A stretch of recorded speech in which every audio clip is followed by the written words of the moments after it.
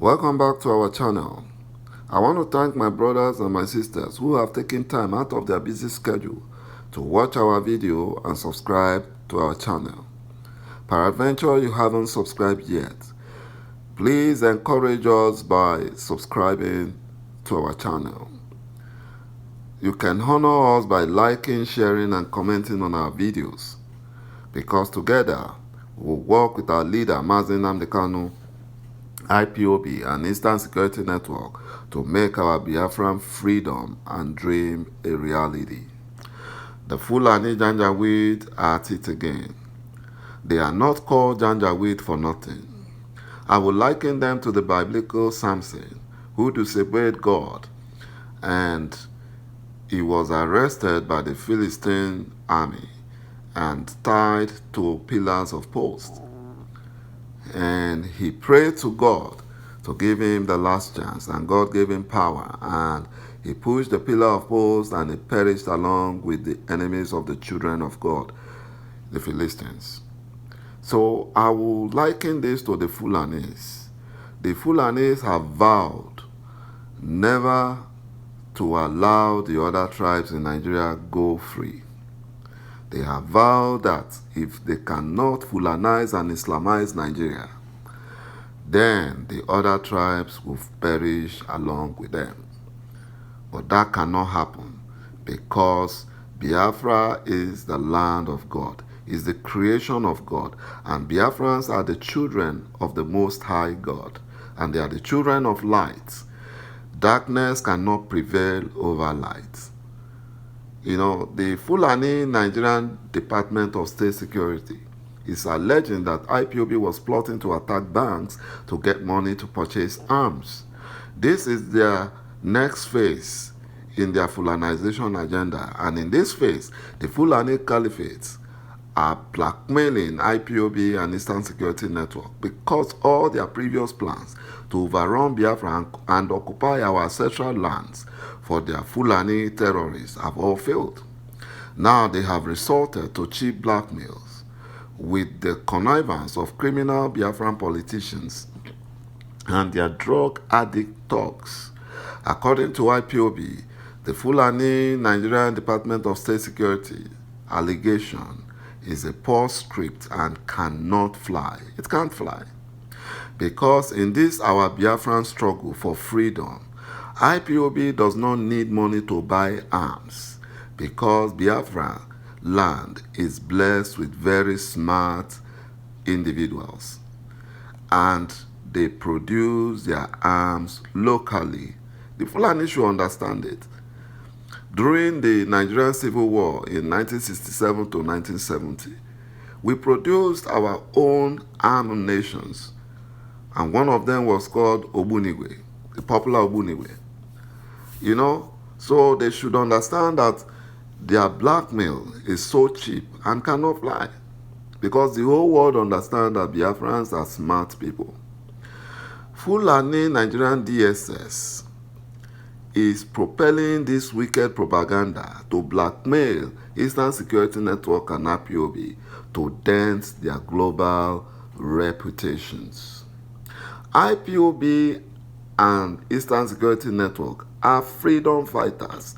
They are not criminal elements, as the Fulani wants to paint them to suit their own Fulanization and Islamization agenda narratives. IPOB and Eastern Security Network are not criminals, like I said earlier. They are freedom fighters. They are intelligent people. They are wise and disciplined individuals, carrying out the assignment God has given to them to peacefully, bring freedom and independence to the land of Biafra. They have no plans or agenda to touch any institution, particularly the banks. IPOB and Eastern Security Network will not stoop so low, because they are not like the Fulani Janjaweed terrorists who resort to attacking or kidnapping anybody for ransom. You know, IPOB are well-educated people. They are being led by God. And when they are led by God, they don't do the wrong things. IPOB does not inflict pain on the people that they are fighting for their freedom. Rather, they want to bring smile upon the faces of Biafrans. Fulani Nigerian Department of State Security must stop this rubbish and engage their time on something more meaningful. There's a lot of issues, terrorism going on in the northern Nigeria. They should go there and solve the problems. You know, Eastern Security Network have never left its mandate, which is to defend Biafra land against Fulani terrorists and killer headmen. All banks in Biafra land must be wary of the Fulani Department of State Security, DSS, because it is possible that they are planning to sponsor attacks on banks and turn around as usual to blame it on IPOB and Eastern Security Network. This was the same way the Fulani DSS did to the Nigerian judiciary when they started the Fulanization of the Nigerian judiciary. They planted monies in the houses of the non-Fulani Supreme Court judges when they invaded their homes in the wee of the night like armed robbers.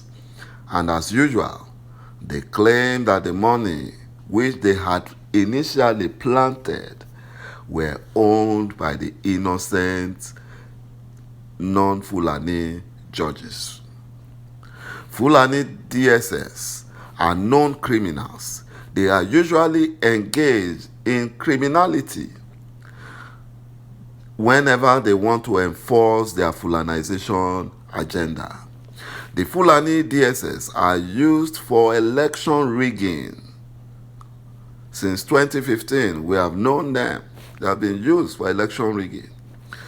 They have been used to remove, kidnap, and kill opposition politician or anyone opposing their Fulanization agenda. So this, their bank, robbery is a poor script that cannot fly. My advice to those that are allowing themselves to be used by this Janjaweed Fulani DSS in engaging in bank robberies in Biafran land in order to tarnish the reputation of IPOB and Eastern Security Network is that they will regret their actions. They will meet their end very soon, sooner than they expected. The DSS will never protect them because the Fulani DSS are only using them. And after they have used them to achieve whatever they want to achieve, they will dump them. They will either dump them or they will kill them. The Fulani Janjaweed in the National Assembly are reluctant to expedite action on the passage of the Nigerian Electoral Act Amendment Bill because the Fulani can never win any free and fair election. They only win election through rigging. They have INEC and Supreme Court in their pockets, so they can legitimize the rigged election. They have the international observers in their pockets because they have the money to compromise these international observers who will accept fraudulent election results. And the international observers don't care about black lives. They don't care about African lives. All they care about is about our resources, our natural resources, how they can steal them. Fulani Janjaweed are so corrupt, and they will never allow transparency in anything because they can only survive and shine in the rivers of corruption. You know, our leader Mazi Nnamdi Kanu said that IPOB will not disrupt any election in the zoo because the Fulani Janjaweed will use it as an excuse, in their Fulanization agenda. They will cry out to their big daddy, the British government, who will now paint IPOB as a non-democratic movement in the eyes of the international community. And because democracy is a global thing, and it's a global movement, this may put a dent on our freedom struggle, and it will bring an advantage to the Fulani Janjaweed Fulanization agenda, because the British government will paint them as supporters of democracy, while IPOB will be painted as anti-democratic group, and will now pit IPOB against the international community. So we are wise. We will never fall into the hands of Fulani Janjaweed. We will never. Now the Fulani presidency is trying to deceive the whole world.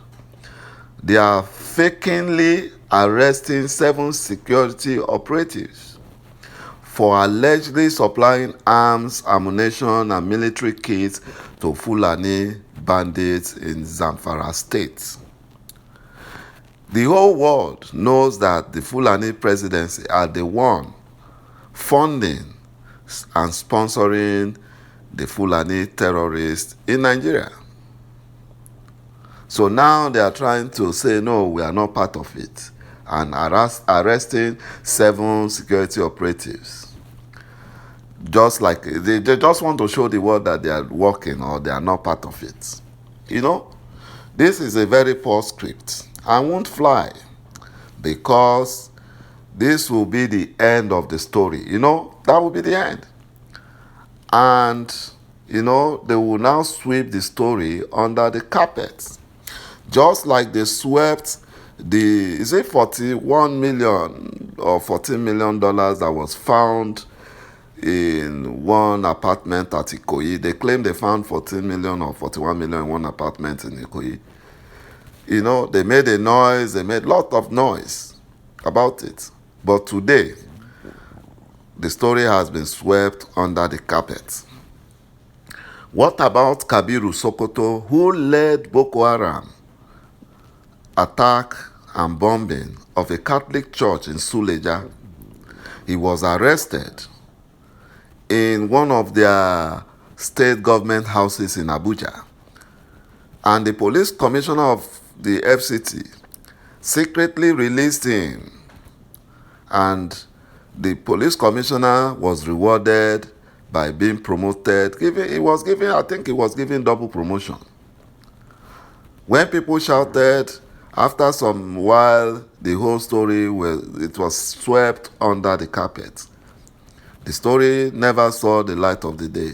No one was prosecuted.